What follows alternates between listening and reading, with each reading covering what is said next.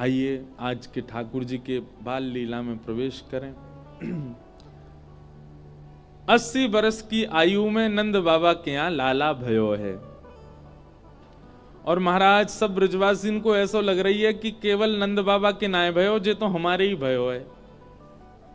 कई ब्रजवासी तो ऐसे, उनने अभी तक लाला देखो ही ना है, लेकिन फिर भी उत्सव मना रहे हैं। अपने घर के बाहर बंधन बार बांध रहे हैं, अपने घर के बाहर मंगल कलश रख रहे हैं, घर में दिया जला रहे हैं। कोई बाहर को आके पूछे, भैया तुम काहे को सजा रहे हो घर? बोले तो है ना पतो नंद जी के लाला भयो है। बोले लाला नंद जी के भयो? नंद जी तुम्हारे रिश्तेदार नहीं, तुम्हारे नातेदार नहीं, तुम्हारे मित्र भी नहीं, फिर क्यों सजा रहे हो? बोले पतो ना, मन में ऐसो एहलाद उठ रहा है, मन में ऐसो आनंद उठ रहा है कि वो लाला केवल नंद जी को ना है, हम सबको है।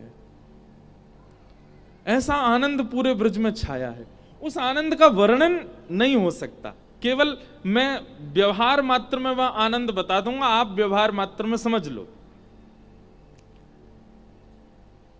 रसगुल्ला का स्वाद वही बता सकता है जिसने रसगुल्ला चखा हो, और रसगुल्ला का स्वाद समझ भी वही सकता है जिसने चखा हो। ना तो हमने उस आनंद की परिकल्पना खुद की है, ना आपको समझा पाएंगे, केवल प्रयास कर सकते हैं कि भाई ऐसा आनंद था। भागवत जी में वर्णन आता है, अवाद्यंत, मुझे ये पंक्ति इतनी प्रिय लगती है, अवाद्यंत विचित्राणी वादित्राणी महोत्सवे। बोले ब्रजवासी कैसा आनंद मना रहे हैं? ढोल बज रहे हैं, नगाड़े बज रहे हैं, बाजे बज रहे हैं, और केवल ढोल नगाड़े बाजे नहीं बज रहे हैं, इतना आनंद भर गया हो सबन के हृदय में कि जो हाथ पड़ रहे हो वही को वाद्य बना करके बजा रहे हैं। ऐसे ऐसे वाद्य भी बज रहे हैं जो वाद्य नहीं है।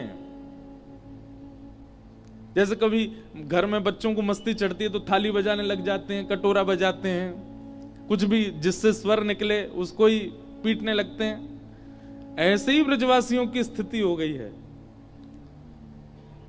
देखो बंधुओं, एक बात सुनिएगा, उत्सव का मतलब क्या? बहुत व्यवस्थाएं करके फिर उस उत्सव को साकार करना, ये एक सामान्य बात है, पर बिना व्यवस्था के भी उत्सव मना लेना ये विशेष बात है। कई बार व्यवस्था नहीं होती और आपका उत्सव हो जाता है। हमने कोविड में एक कथा की थी, अब तो बेचारी वो कथा हो ही नहीं पाती हमसे, अकिंचन कथा। अकिंचन कथा का नियम था कि वो सुबह होती थी 4 बजे से, पहली कथा तो 3:45 बजे से 3:45 पर हम बैठ जाते थे सुबह सुबह। वृंदावन में हुई थी, यमुना जी के तट पे एक, वहां हमारे एक बड़े यमुना जी के परम भक्त हैं, उनकी कुटिया थी। तो कोविड का टाइम, अनुमति थी नहीं कथा की, और बिना कथा के हम पर रहो नहीं जाए।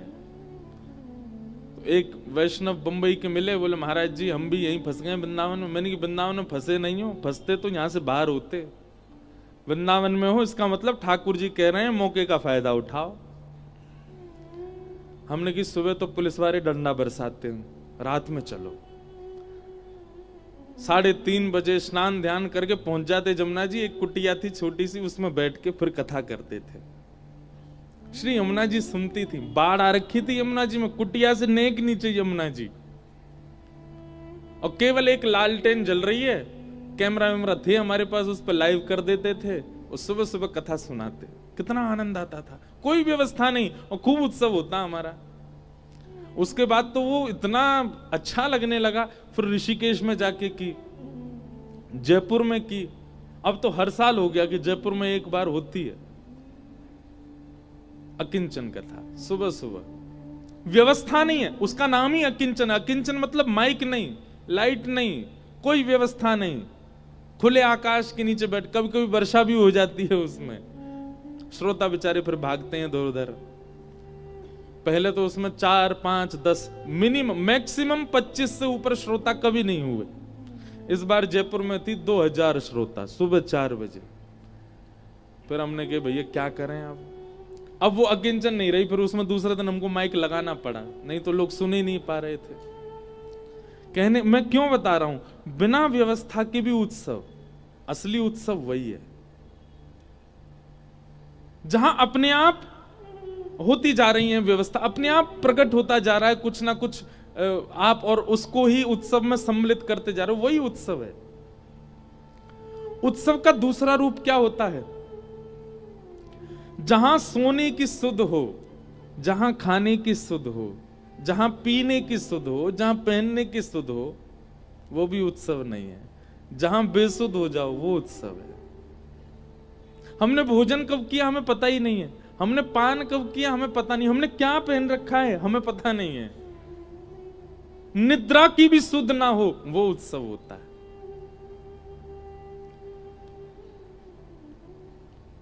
उसे उत्सव कहते हैं। और वैसी ही स्थिति हो गई ब्रजवासियों की। 5-5, 6-6 दिन बीत गए नाचते नाचते, और 5 दिन बाद एक सखा दूसरे से कह रहा, अरे तेने कछु खायो? बोले मुझे तो याद ही ना आया, ये नंद के लाला तो ऐसो आयो कि पेट भरो भरो से ही लग रहा है, जीवा को प्यासी ना लग रही, कहा बताएं पाम थक ही ना रहे, ऐसा मन रो बस नंद घर आनंद भयो, बस नाचती रहे। कहीं ते मक्खन बरस रहा है, कहीं ते दही बरस रही है, कहीं ते हल्दी बरस रही है, और सब रे वहां में चीखने है गए, फिसल फिसल के गिर रहे हैं, फिर वो रुक नहीं रहे हैं, सब रे नाच रहे हैं। ये उत्सव है। अरे एक आध तो फिसल के गिर गए, उनके चोटों लग गई, फिर वो नहीं मान रहे हैं। दूसरे तो कह रहे हैं तू अपनी गोद में मुझे बैठा ले, लेकिन वो नचवाए दे। क्यों? नंद जी के लाला भयो भैया। 90% ब्रजवासी उत्सव जो मना रहे हैं उनमें से वो हैं जिन्होंने ठाकुर जी देखे ही नहीं है, अभी बिना देखे ही उत्सव मना रहे हैं। ऐसा आनंद, इसीलिए कहा नंद घर आनंद भयो, नंद घर लाला भयो, नंद घर कृष्ण भयो, यशोदा के लाला, ये सब नहीं गाया, सब गा रहे हैं नंद घर आनंद भयो, गोकुल में आनंद भयो, जय कन्हैया लाल की। बंधुओं, ये भगवान की उपस्थिति को, श्री ठाकुर जी की उपस्थिति को दर्शाता है कि सब प्रसन्न हैं। हम जिस घर में रुके हैं हापुड़ में, सब प्रसन्न हैं। बेचारे सो भी नहीं पा रहे होंगे, भोजन भी कर रहे हैं कि नहीं पता नहीं। सुबह इतनी भीड़ लग जाती वहां पर, आज तो मुझे चिंता हो रही, मैंने घर वाले यूं कह रहे होंगे ये बढ़िया बुलाए महाराज जी हमने, नीचे तो ऊपर तक भीड़ ही भीड़ है, लेकिन फिर भी प्रसन्न है। अच्छा एक बात सुनो, सबके घर में ब्याह होते हैं, ब्याह में 3-4 दिन आप सो मत, 3-4 दिन आप भाग दौड़ करते रहो, भोजन समय से मत करो, 5वें दिन आपकी स्थिति क्या होगी? डॉक्टर को दिखाना पड़ेगा, गला बैठ जाएगा, जुकाम हो जाएगा, इस प्रकार की स्थिति होती है। पर जब कथा होती है ना, 7 दिन निकल जाते हैं, पर वो व्यक्ति परम स्वस्थ है, ना उसका बीपी हाई हुआ, ना उसका कोई शुगर हाई हुआ, कुछ नहीं होता उसको, ना वो भोजन कर रहा है, ना वो सो रहा है। क्यों? क्योंकि वो एक संसारी उत्सव है, और ये ठाकुर जी को उत्सव है। यहां ऊर्जा ठाकुर जी प्रदान कर रहे हैं, ठाकुर जी से ही उत्सव मनो है। ऐसा उत्सव, सब ब्रजवासी नाच रहे हैं। हो जुग जुग जीवेरी यशोदा मैया, तेरो ललना, जुग जुग जीवेरी यशोदा मैया, तेरो ललना। सब ब्रजवासी अपने बालक मित्रन के साथ, अपने भाई बंधुन के साथ चारों तरफ से नंद भवन को घेर लिया है। सब आशीष दे रहे हैं, हे मैया तुम्हारो लाला जुग जुग जीवे। जाके जन्म सो पूरे गोकुल में आनंद की लहर आ गई है, ऐसो लाला तो जुग जुग जीवे मैया।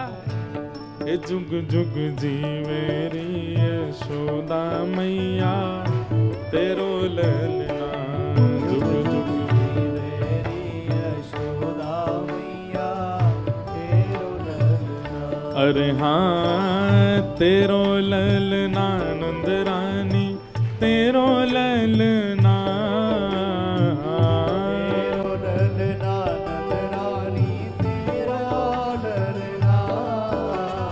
तेरो ललना महारानी, तेरो ललना, तेरो ललना महारानी, हे जुग जुग जीवेरी यशोदा मैया, तेरो ललना, जुग जुग जीवेरी यशोदा मैया, जुग जुग जीवे री नंद रानी मैया तेरो ललना। बोलो नंद के लाला की। ऐसो आनंद मन रहे हो महाराज, पूरे गोकुल में सब नाच रहे हैं, गा रहे हैं, उत्सव मना रहे हैं। आहा। नंदस्त्वात्मज उत्पन्ने जाता ह्लादो महामनाः। आहूय विप्रान् वेदज्ञान् स्नातः सुचिरलंकृतः। वाचयित्वा स्वस्तेनं जातकर्मात्मजस्य वै कारयामास विधिवत् पितृदेवार्चनं तथा। पूरे ब्रजमंडल में आनंद है और नंद जी के आत्मज उत्पन्न हुआ है। बहुत ध्यान से सुनिएगा सब लोग। नंद बाबा क्या कर रहे हैं? खूब लुटा रहे हैं। तो हमारे गुरुदेव कहते हैं कि एक बात यहां प्रमाणित होती है कि ठाकुर जी जीवन में आवेंगे, ठाकुर जी जीवन में आवेंगे तो एक कुछ व्यवहार आपके बदल जाएंगे। जैसे पहला व्यवहार क्या होगा कि संग्रह की स्थिति आपकी खत्म हो जाएगी, जमा करने वाला जो स्वभाव है ये खत्म हो जाएगा। ठाकुर जी जीवन में आएंगे तो कैसे स्वभाव हो जाएगा? बांटवे वारो, देवे वारो, लुटावे वारो, उड़ावे वारो। लेकिन हाँ, ये ऐशो आराम करवे वारो नहीं कि अपने ऊपर ही खर्च कर रहा है। कैसी स्थिति आ जाएगी? कोई प्रेमी आया, आपको खूब बढ़िया उसने कोई सामग्री दे दी, बहुत महंगी। तभी आपने किसी वैष्णव को, प्रिय किसी वृंदावन के रसिक को देख लिया, तो आप किंचित भी संकोच नहीं करोगे उस वस्तु को उसको देने में, उसको तुरंत दे दोगे। संग्रह का भाव खत्म हो जाएगा। कहां तक कहें? ठाकुर जी जीवन में आ गए तो बस इतना अपने पास रखोगे कि बस काम चल जाए, गुजर बसर, बाकी सब लुटा ही दोगे, कछु बचेगो नहीं पास में। कितनों दे दूं, कितनों बांट दूं, कितनों लुटा दूं, ऐसी स्थिति मन में आने लग जाए, समझ जाओ ठाकुर जी आ गए। और अब भी संग्रह के कहीं ना कहीं स्थिति है। अब भी यूं है कि 100 कहिए, कहीं 150 नहीं ले जाए। रिक्शा वालों कह रहे 20 रुपया और आप दे रहे हो 15 में ही काम चला ले भैया। अभी ठाकुर जी आए नहीं नहीं तो वृंदावन में रिक्शा वाले ने कही 50 रुपया 55 दे के आओगे। भैया यार तू 5 ज्यादा रख, ले 10 ज्यादा रख अपने पास ही। ऐसी स्थिति मन में प्रकट हो जाए, समझो ठाकुर जी आ गए। ठाकुर जी आवे को प्रथम स्वरूप है कि संग्रह का भाव खत्म हो जाए, प्रदान की स्थिति प्रारंभ हो जाए। समझो ठाकुर जी आ गए। ये ठाकुर जी के आवे को प्रथम लक्षण। बहुत सारे लक्षण, उनमें से एक लक्षण यह भी है। और सेवा करने में कभी आलस्य ना आवे, समझो ठाकुर जी आ गए। किसी रसिक की, किसी वैष्णव की, किसी ब्रजवासी की, किसी तीर्थ की, किसी धाम की, किसी मंदिर की, भगवत संबंधी किसी भी वस्तु की सेवा करने में आलस्य ना होवे। बस करने में ये लगे कि करना ही है, अब इसमें कोई किंतु परंतु विचार नहीं। अच्छा, इसमें एक बात और लागू होती है। 7 दिन हापुड़ में कथा हो रही है, तो 7 दिन के लिए तो सबके अंदर एक उत्साह आ जाता है, उस उत्साह में सब लोग सेवा कर ही देते हैं। पर 7 दिन के बाद कभी कोई वैष्णव ब्रजवासी अगर हापुड़ आवे और उस समय आपके अंदर वो उत्साह नहीं है, तो उसको टेम्पररी समझना जो 7 दिन तक था, लेकिन वो सदैव बना रहे। जैसे ही पता चल गई कोई ब्रजवासी हमारे हापुड़ में आए हो, कोई वैष्णव आए हैं, तुरंत उत्साह मन में हो कि हम उनसे पूछ के आए कोई सेवा की आवश्यकता, कछु हम उनकी प्रसादी की व्यवस्था करें, उनके कछु व्यवस्था, मतलब सेवा में आलस्य ना होना। और केवल रसिक ब्रजवासी आदि नहीं, कोई भी असहाय व्यक्ति, मतलब देख करके उसकी सेवा की इच्छा प्रकट हो जाना, यह भगवत प्राप्ति का दूसरा लक्षण है। ठाकुर जी जीवन में आते हैं तभी सेवा भाव प्रकट होता है चित्त में, नहीं तो आलसी हम तो महा आलसी।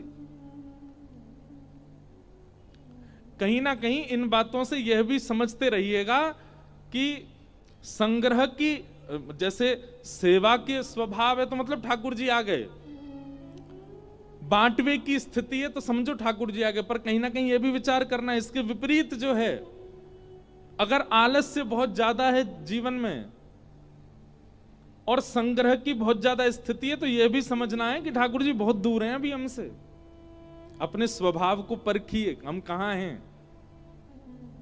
और तीसरी बात एक और बता दूं, जबरदस्ती मत कर देना।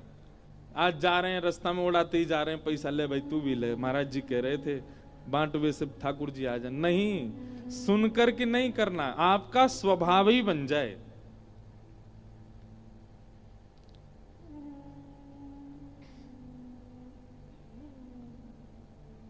और तीसरा, भगवत प्राप्ति का तीसरा लक्षण क्या है कि ठाकुर जी प्राप्त हो गए, चाहे जो हो जाए जीवन में, कितने भी अपशगुन हो जाए, कितनी भी नकारात्मक वस्तु आपके साथ हो जाए, जीवन में घट जाए, आप उसके प्रति सकारात्मक बुद्धि ही रखोगे। किसी काम के लिए दिल्ली गए और वो काम नहीं हुआ, तो लोग बाकी आज पता नहीं सुबह किसका मुख देखा था मैंने, उसके प्रति नकारात्मक भाव रखते हैं, उसके प्रति अपशगुन का भाव रखते हैं। पर ठाकुर जी से संबंध जिसका होता है ना, वो क्या, गए दिल्ली कोई काम नहीं बना, ठाकुर जी शायद चाह रहे हैं अभी सही समय नहीं है, जब सही समय आवेगा तो काम बन जाएगा। इधर देखो, इधर देखो, सिड्डी से उतरे नीचे, रिपट गए, पाम में लग गई, 2 महीना के काजी महाराज बिस्तर में चले गए। अब नकारात्मक बुद्धि वाला व्यक्ति तो सोचेगा पता नहीं क्या मैंने क्या किया होगा, मेरे जीवन में पता नहीं कौन से नक्षत्र ग्रह खराब चल रहे हैं जो मैं गिर गया, 2 महीना बेड रेस्ट पे चला गया। पर सकारात्मक बुद्धि वाला क्या सोचेगा, ठाकुर जी कह रहे हैं तू बहुत डोले, माने ना है ने को आराम ना करे, चल या बहाने आराम करेगा। अब ठाकुर जी आराम करवा रहे हैं। मतलब आपकी विचारधारा कभी गलत के प्रति जाती ही नहीं है। किसी व्यक्ति से बहुत घनिष्ठ संबंध था और किसी कारण से वो संबंध टूट गया, तो ठाकुर जी शायद चाह रहे हैं कि वो व्यक्ति शायद मेरी भक्ति में कभी बाधा बनेगा, इसलिए ठाकुर जी ने दूर कर दिया। हर स्थिति, हर स्वभाव, हर परिस्थिति को आप ठाकुर जी से जोड़ के और अपनी किसी अच्छाई के भाव में ही सोचने लग जाओ। ये तीसरा कारण है कि ठाकुर जी जीवन में आ गए।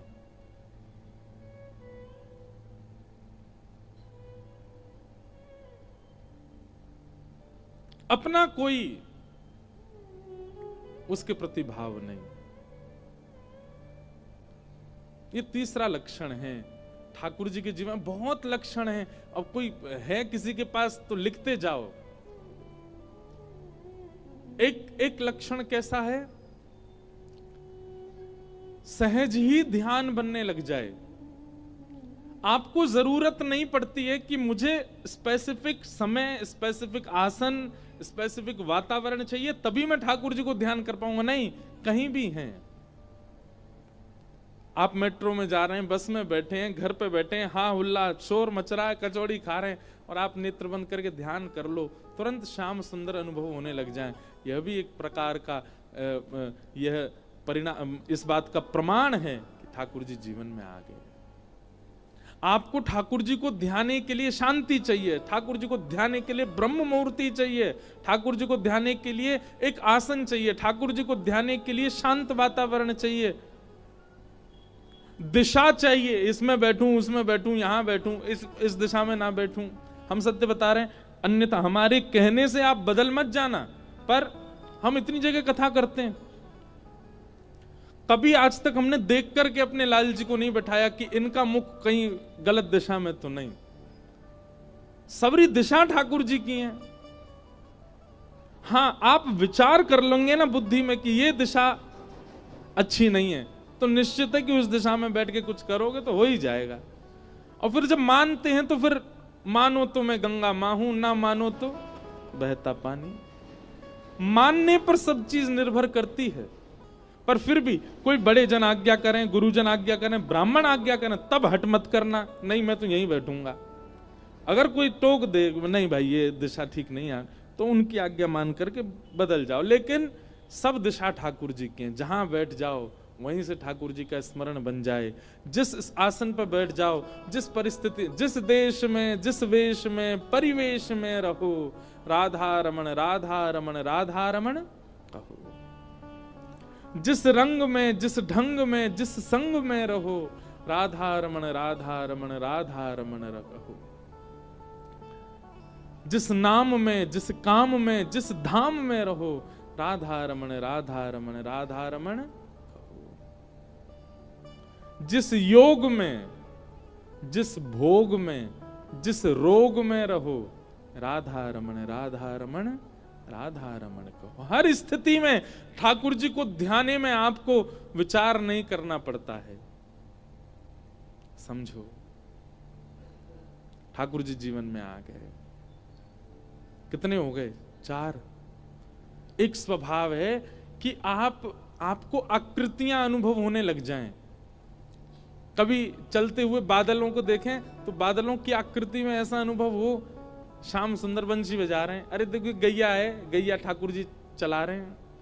इस प्रकार आकृति आकाश में दिखने लगे। कभी किसी पत्थर को देखें, उस पत्थर की आकृति में ठाकुर जी का अनुभव होने लग जाए। सामने दिखने वाले किसी भी मानव के स्वभाव गुण में ठाकुर जी का आभास होने लग जाए। कोई बहुत लोभी व्यक्ति दिखाई दे तो मन में विचार आवे, ओहो वामन भगवान आए हैं, इनके ऊपर वामन भगवान बड़ी कृपा है, 3 पग जमीन में तीनों लोग नाप लिए। कोई क्रोधी व्यक्ति आवे तो मन में विचार, ये तो परशुराम जी, ये परशुराम जी हैं। सबके अवगुण भी भगवत भाव से जुड़ जाएं। कोई विशाल विकराल स्वरूप वाला आवे तो समझ में आ जाए, ओहो इनमें नरसिंह भगवान कृपा है। कोई नटखट चंचल स्वभाव वाला दिख जाए तो ये तो श्याम सुंदर हैं। कोई शांत स्वरूप का दिखे तो राम जी हैं। इस प्रकार ये सब अगर जीवन में घट रहे हैं तो समझो ठाकुर जी जीवन में आ चुके हैं। अब आज हमसे कोई मिलने आए से बोल रहे, महाराज जी जय जय श्री राधे में ऐसे हाथ करने चाहिए कि ऐसे करने चाहिए? मैंने कि बताओ, जब कोई पूछने की बात है, भुजा उठनी चाहिए। अब ऐसे उठे ऐसे उठे, इसमें क्या दिक्कत है? इतनी ज्यादा असमंजस नहीं होनी चाहिए।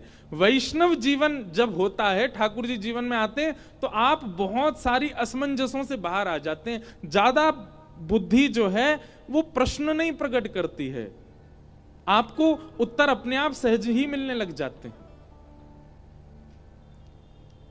ये सब प्रमाण है कि ठाकुर जी जीवन में आ गए हैं। तो भगवान का प्रादुर्भाव हुआ, पूरे ब्रजमंडल में उत्सव मन रहा था। तभी पूतना नाम की राक्षसी आई। रूप बदल करके आई थी तो राक्षसी, पर परम सुंदरी बन के आई। इतनी सुंदर बन के आई कि उसके रूप पर सब मोहित हो गए। यशोदा मैया ने जैसे ही पूतना को देखा, पूतना को देखते ही यशोदा मैया विधाता से कहने लगी, हे विधाता, तेने हमारो लाला कछु साल पहले क्यों ना भेज दियो? जई ते ब्याह कराती अपने लाला को। कैसी सुंदर गजगामिनी चाल याकी। ठाकुर जी 6 दिन के हैं, गोद में पड़े पड़े ठाकुर जी भी मनी मन विचार कर, रुक जा मैया, अभी दिखाऊं तेरी बहू को रूप। हम भाई या तो ब्याह करावेगी मेरो, या को असली रूप दिखाऊंगा एक देर, रुक जा। मानव का स्वभाव है बंधुओं, मैं कथा में कहा करता हूं, हम प्रभाव से बहुत जल्दी आकृष्ट हो जाते हैं। हम स्वभाव को कभी कभी नजरअंदाज कर देते हैं। कोई व्यक्ति प्रभावशाली हो तो हम फिर स्वभाव देखने की इच्छा भी नहीं रखते। प्रभाव है तो कई घरों में ब्याह होते हैं तो कन्या के प्रति या पुरुष के प्रति बात हो जाती है, अरे इतनी प्रॉपर्टी है उस पे, इतना काम है उसका, उसके पिताजी इतने नाम वाले, इतनी उनकी पहचान है ये। अब चाहे स्वभाव में वो लड़का बिल्कुल ही बेकार हो, हम भूल जाते, कोई नहीं, प्रभाव तो है ना। पर याद रखिएगा, प्रभावशाली व्यक्ति बहुत दिन तक अच्छा नहीं लगता, और जो स्वभाव का शीतल होता है ना, वो अंतिम श्वास तक प्रिय लगता है।